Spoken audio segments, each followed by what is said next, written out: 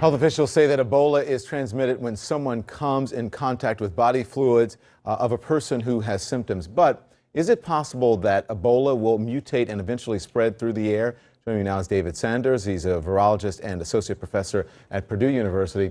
Dr. Devi Parampo, an assistant professor at New York University School of Medicine. And our Dr. Sanjay Gupta is back with us. So here's a question. Could it become airborne? That's the question. David, you have been studying Ebola since 2003. You say Ebola is primed to go airborne. Why do you believe that? So we know from our own studies and those of our collaborators that Ebola is capable of entering human airway epithelial tissue from the airway side. So lung tissue can be entered from the airway side. This is exactly the mode of entry that influenza takes to get into the lungs. So I am not saying, and I reiterate, we have no evidence that in the current epidemic there has been airborne transmission. However, when this issue is discussed, people have frequently said there are no receptors on the lung, this can't happen, and that viruses don't change their mode of transmission. None of those statements are in fact true. And so that's why I have been trying to speak out on this. And there are a few others that are also trying to make this point as well. Dr. Devi first, your response?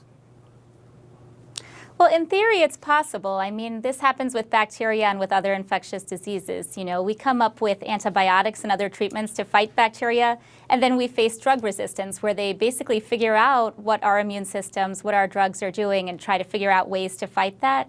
But at the same time, you know, I don't think that that's happened so far. I mean, we have isolated cases in the U.S.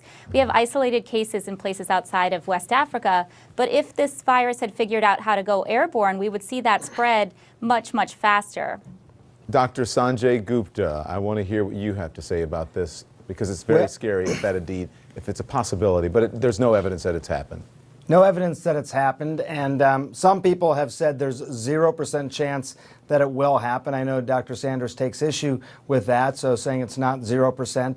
It's slightly higher than 0%, but you know, I think we're dabbling around the edges here quite a bit. I mean, look, HIV is an example of a virus that was transmitted through bodily fluids for decades, and you know, millions of people have been infected, so plenty of chances for mutation, and it has mutated. It mutated so it became less susceptible to some of the medications out there, things like that, but never changed its mode of transmission. And if I can just say, Dr. Sanders, you say that there is evidence of viruses that cause human disease changing their mode of transmission as a result of mutations.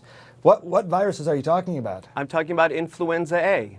Influenza A, in its natural host, the aquatic birds, is a gastrointestinal virus. And when it hops over to mammals, very few mutations necessary for the adaptation. It is now a respiratory virus. So it changes.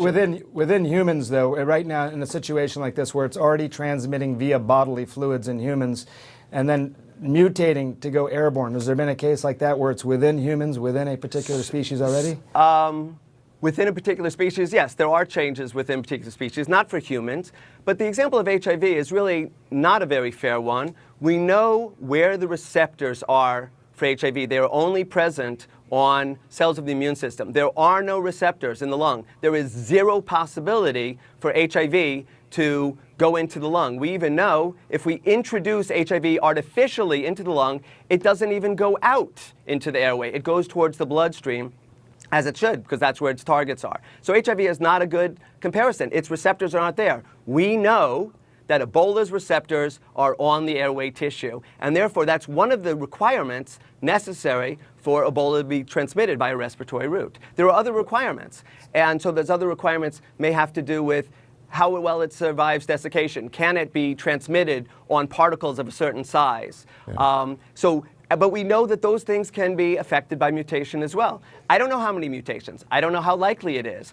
And I'm not trying to scare anybody, and I certainly am insisting we have no evidence for its transmission that way. But as the number of cases accumulate, a small probability becomes a larger probability. Right. See, my problem with this a little bit is, okay, everything you said is likely true, but the idea that it has happened before within humans already and mode of transmission has changed as a result of mutations, Again, I'm not sure that that's true, and I feel like we're dabbling around the edges here. You say you don't want to scare anybody. That's exactly what it does, is scare people. I mean, the chance of this happening is so remote. We could bring up millions of things that have a very, very remote chance of happening. I'm just not sure of the value of that other than to create fear. Okay, guys, hang on, because I want Dr. Devi. Dr. Devi is sitting in the middle and being very patient. Go ahead, Dr. Devi. Well, I think one thing we should also look at is Nina Phamb's dog. I mean, there's some evidence that dogs can actually carry the Ebola virus. I mean, there's no evidence that it spreads to humans or that it infects dogs. But, you know, if we're looking at ways to actually fight the virus, I mean, one thing to consider is how is the dog actually able to carry Ebola virus and not get infected? You know, that might be an area for research to really look at how it's able to do that and whether there's something about a dog's immune system that would protect it. I mean, dogs are man's best friend, so let's see if they can help us here. Mm-hmm. Thank you. Sanjay, did you say everything you wanted? And David Sanders as well? You guys get it all in? Again, we don't want to scare people. I just want to make sure that we... The point is... We're both Big Ten guys. He's a Purdue guy. I'm a Michigan guy. All right, so just this is how we quickly, go I'm every up now against and the break. Sorry about that. I mean, the important thing is, what if it does go airborne and everybody's been told there's no possibility of that for the wrong reasons, right? If we are insisting on reasons that are in fact incorrect, that would be a disaster. Okay. So the other thing is, if we might have to actually be prepared for that possibility. Thank you, David Sanders. And as Dr. Gupta said, the chances of that are very, very remote here, and then we'll keep digging into it. We got other bigger problems we should be focusing our attention on right now, I think. Thank you, David. Thank you, Dr. Devi. Thank you, Sanjay Gupta. Appreciate it.